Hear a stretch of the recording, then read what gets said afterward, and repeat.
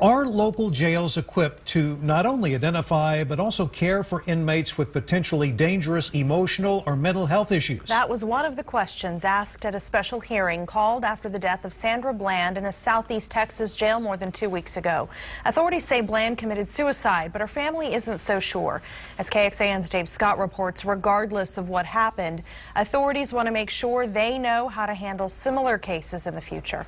There were 22 jail suicides in Texas last year, some 300 nationwide, 3 times the average of the general population. But Sandra Bland's death in Waller County has opened the Pandora's box.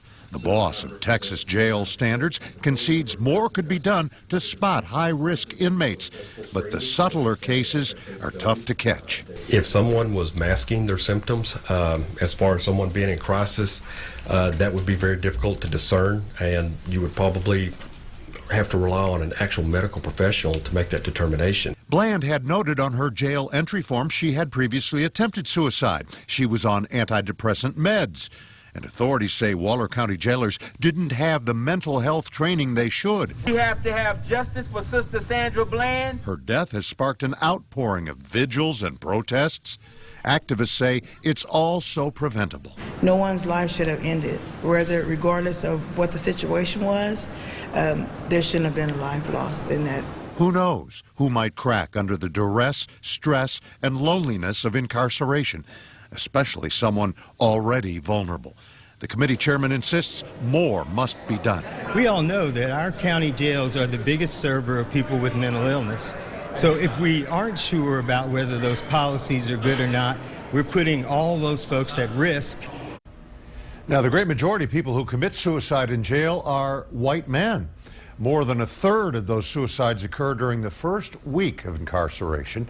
Many ideas put forward today had to do with training, admittance forms, quicker response, and so on. All of that would cost money. So is there the will and the wallet to get something done?